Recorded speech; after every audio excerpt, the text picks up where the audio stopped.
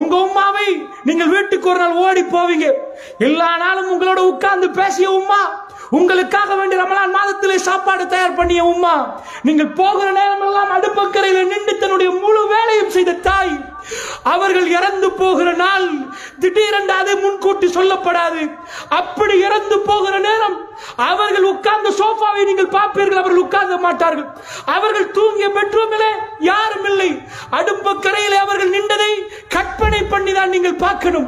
காலையிலிருந்து ராத்திரி வரைக்கும் அவர்கள் சமைத்து தந்த உணவுக்காக வேண்டி நின்று எங்க பிள்ளைகள் சாப்பிடணும் என்பதற்காக வேண்டி அவர்கள் அவ்வளவு அர்ப்பணித்திருப்பார்கள். அந்த தாய் இந்த பூமியை விட்டு போகிற நாள் நீங்கள் போய் கன்னத்தை பிடித்து என்னோடு பேசுங்களேம்மா, என்னை பாருங்களேம்மா என்றாலும் பார்க்க மாட்டார்கள்.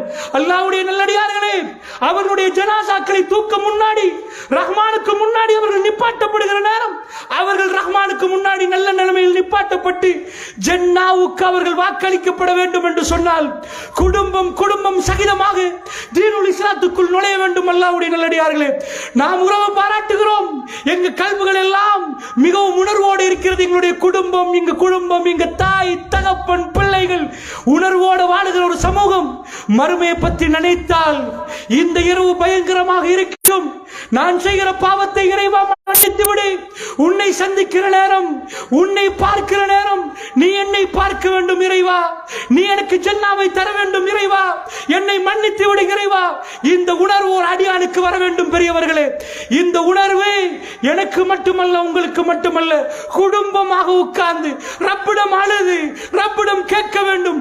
எங்களில் ஒரு உறுப்பினரை நாம் இழக்கிற நேரம், நாம் 5 பேராக 4 பேராக 8 பேராக குடும்பமாக நிற்போம். ஒரு ஆண்டு மலரும் 8-7 போய்விடும். 8-7 போய்விடும். ஒருவரை போய் அடக்கிவிட்டு இந்த பிறநாளைக்கு நாம் 7 பேர் உட்கார்ந்து சாப்பிடுவோம் என்றால் அந்த ஒருவருக்கு எங்களுடைய பங்களிப்பு என்ன? அவருக்காக வேண்டி அல்லாஹ்விடம் மன்றாடினோமா? நம்முடைய மறுமை வாழ்க்கையும் நம் உறவுடைய மறுமை வாழ்க்கையும் நினைத்து பார்த்தோமா பெரியவர்களே?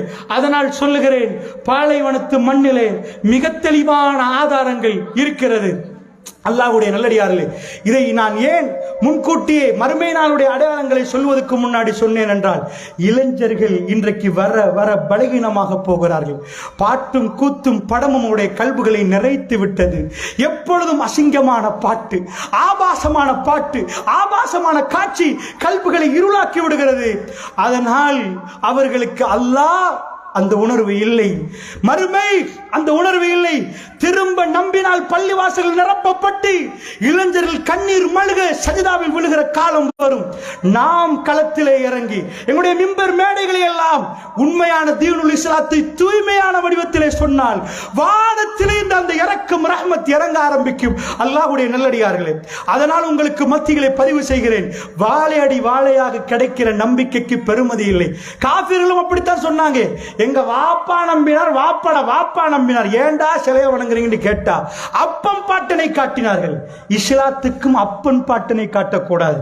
குர்ஆனை படித்து சுன்னாவை படித்து அதிலிருந்து அல்லாஹ் கல்வை திறக்கிற நேரம் அப்பன் முஸ்லிம், அப்பா முஸ்லிம், உம்மா முஸ்லிம், இந்த முஸ்லிம் தேவையில்லை. நிஜமாக படியுங்கள். படித்தால் புரியும் எது தீன், எது இஸ்லாம், எது உண்மை. இந்த பூமியிலே கல்லை வணங்காத ஒரே கூட்டம்